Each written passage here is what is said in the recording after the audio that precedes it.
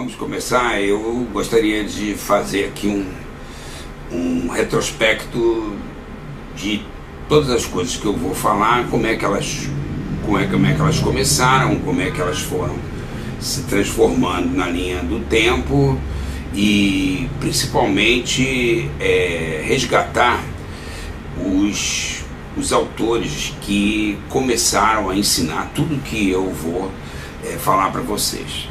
Então, lá por volta dos anos de 1984, 1985, eu já tenho 40 anos de formado, eu comecei a trabalhar com a endocrinologia e as doenças inflamatórias.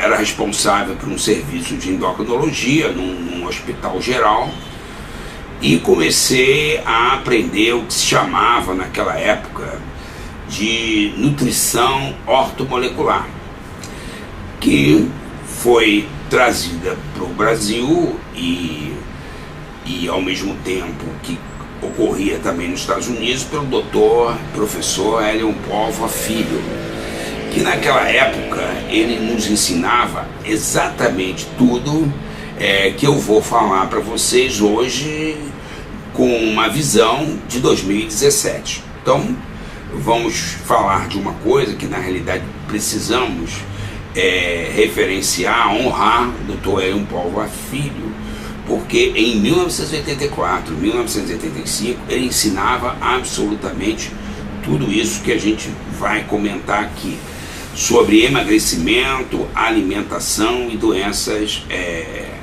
inflamatórias. Então o que acontecia?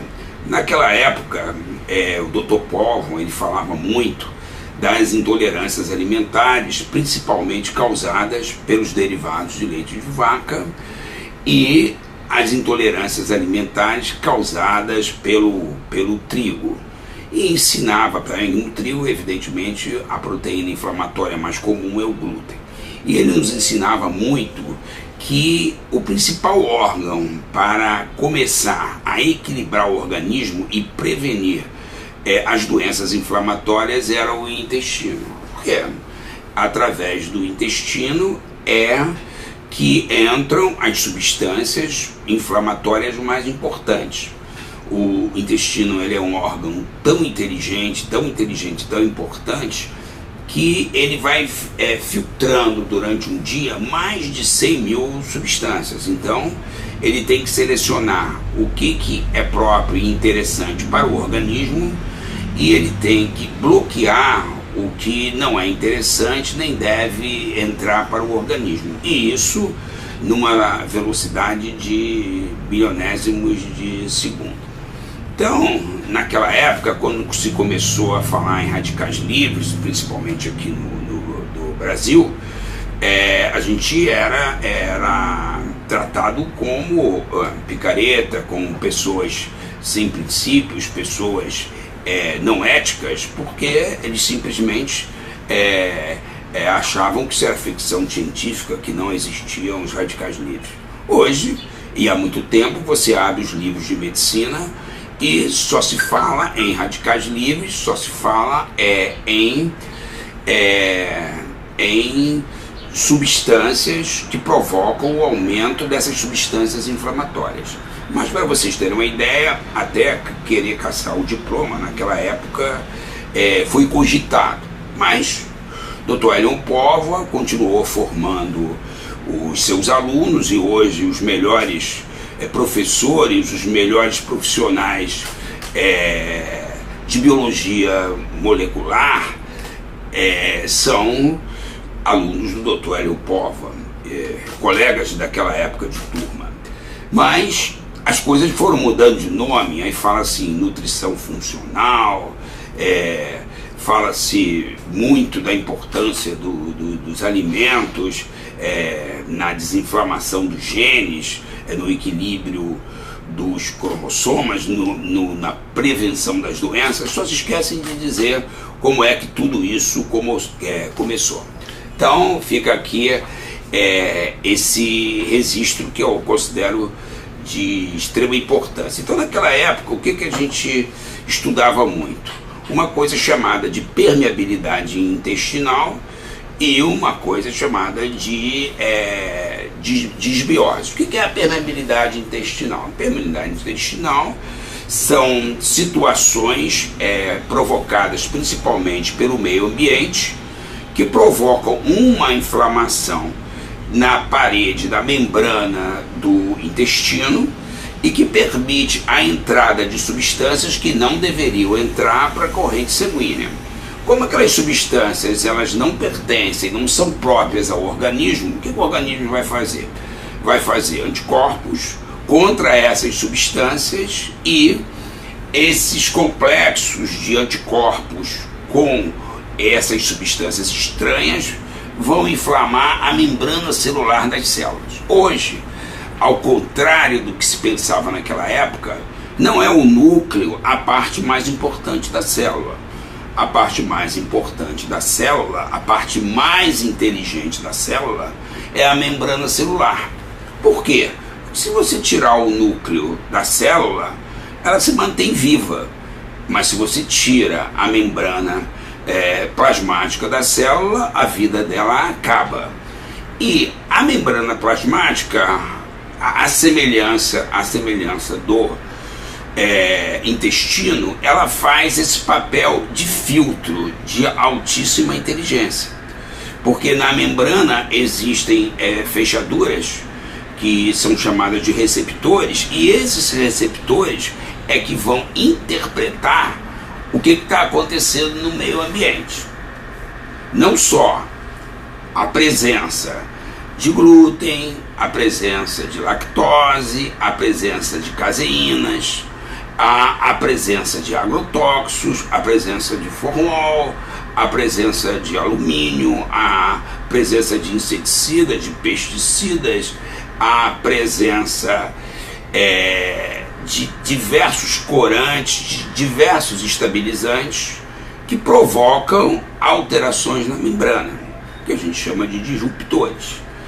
Aí essas alterações vão ser confirmadas ou vão ser levadas ao DNA posteriormente, e o DNA vai modificar a sua expressão, ou seja, como é que ele coordena o restante da célula e como é que ele vai se expressar no nosso organismo, na nossa saúde. Só para vocês terem uma ideia, 70% do nosso código genético ele se modifica em bilionésimos de segundos, e é uma coisa extremamente dinâmica. O DNA, ao contrário do que se aprendeu, ou que muita gente ainda percebe assim, ele não é fixo. Ele, como uma sanfona, ele vai esticando, ele vai encolhendo, e ele vai modificando as suas respostas de acordo com o ambiente. Por que eu estou explicando tudo isso? Porque os nossos genes, eles não mudam há muito tempo. Então, para a gente modificar ou acompanhar a mudança de genes, são necessários muitos e muitos anos. Mas o nosso ambiente, ele muda muito rápido, em anos, em décadas. Por exemplo, se você pegar uma fotografia de 1970, 1960, de um bonde ou das pessoas passeando nas principais capitais do Brasil, dificilmente você vai ver uma pessoa com sobrepeso, dificilmente você vai ver uma pessoa com obesidade. Isso há 4 décadas atrás. Agora, se você fica hoje numa estação de trem, se você fica próximo a uma escola pública, ou se você fica numa estação de BRT, você vai ver um grande número de pessoas com sobrepeso, um grande número de pessoas com obesidade, ou seja, um grande número de pessoas inflamadas no seu código genético. Por quê? Porque nesse período a sociedade criou uma série de substâncias químicas que não existiam e foram introduzidas nesse nosso ambiente, como os transgênicos, como um monte de conservantes, de edulcorantes, de glúten transgênicos, de substâncias conservantes da indústria alimentícia, e isso provocou a ativação, a inflamação de genes que antes estavam quietinhos. Exemplo, o código genético é como se fosse as teclas de um piano, e o meio ambiente como se fosse lá o pianista. Então, se você me der um piano maravilhoso para eu tocar, vai ser um desastre. Mas se você der um piano para um grande pianista, vai ser um sucesso. Então isso se chama epigenética. É a influência do ambiente sobre os genes.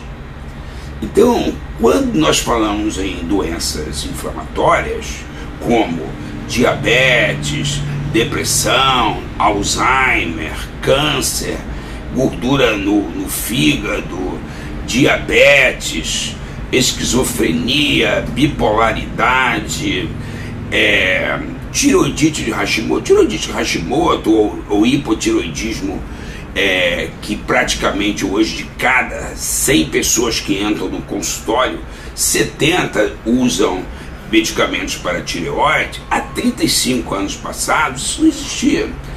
E nós já avisávamos que isso tinha relação provavelmente com o glúten. Hoje isso já é confirmado. Como acontece? O glúten, que é uma proteína inflamatória que existe no trigo, atravessando a barreira lá do intestino, ela vai gerar a formação de substâncias que vão combater, porque ela é estranha. Só que o glúten é parecidíssimo com substâncias que tem dentro da tireoide. E esses anticorpos automaticamente também vão atacar a tireoglobulina, também vão atacar microsomas da tireoide. Aí você espera que daqui a alguns anos 100% da população esteja usando reposição de hormônios tireoidianos. Mas como esse evento visa a sociedade, visa dar conhecimentos para a sociedade reverter o que está acontecendo com ela, nós sempre falávamos, e isso eu falava há muito tempo, que não era só a tireoide que sofria esse tipo de inflamação. Eu sempre falei nos meus vídeos, nas minhas palestras, que isso também acontecia com o cérebro, que isso também acontecia com a suprarrenal, que isso acontecia com o ovário, com o fígado, com o pâncreas, com o intestino. Ou seja, essa inflamação acabaria sendo sistêmica, como acontece no sobrepeso, como acontece na obesidade.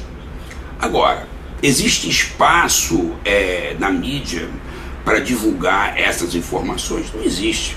Essas informações, elas começaram a chegar até a sociedade graças às redes sociais. Com as redes sociais, de coração para coração, esses aprendizados eles foram sendo transmitidos. Mas eram aprendizados lá da década de 80, que foram sendo confirmados durante esses anos, e agora é preciso que a gente tenha o conhecimento para a gente começar a lutar contra essas modificações no meio ambiente que provocam as alterações nos nossos genes e fazem as pessoas chegarem no consultório usando praticamente 12 medicamentos cada uma.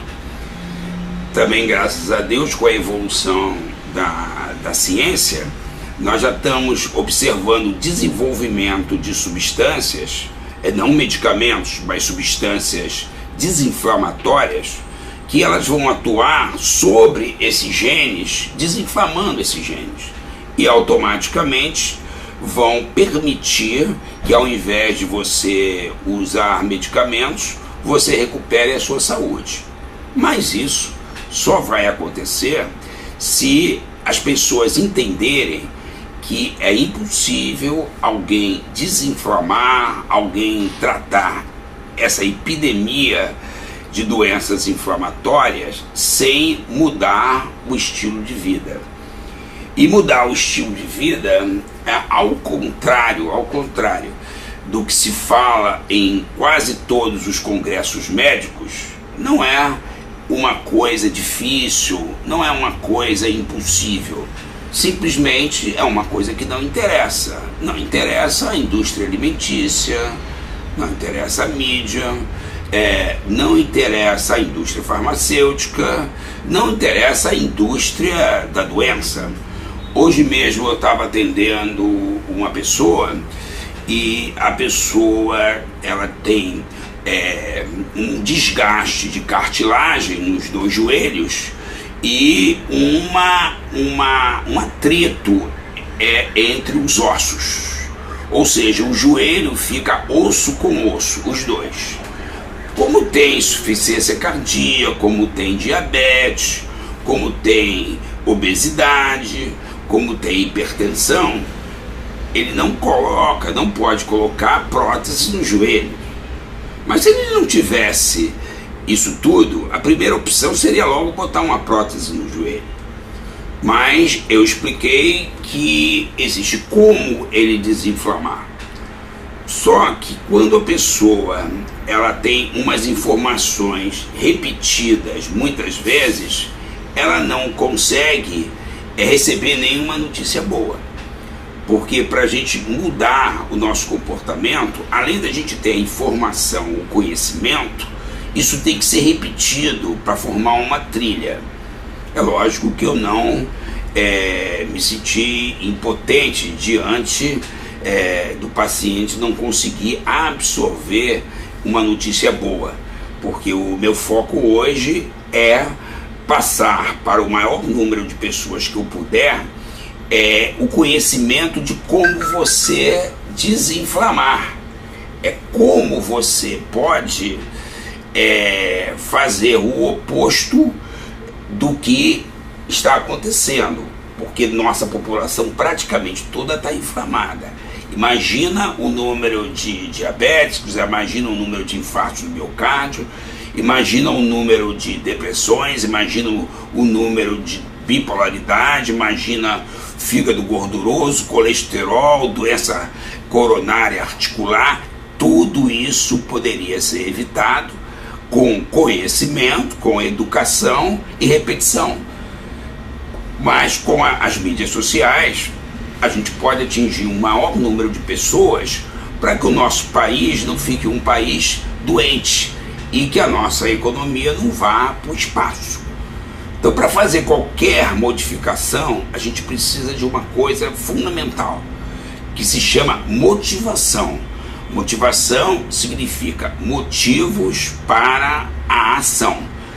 E motivos para a ação, ou seja, motivos para você transformar o seu estilo de vida, é o que a gente vai explicar daqui por diante. Como é que é possível você mudar o seu estilo de vida? Ou seja, como é possível que você se liberte desse esquema que faz você comer o que você não sabe que não são alimentos, para você adoecer e vender remédio, ou vender estente, prótese, cirurgias, tratamentos oncológicos.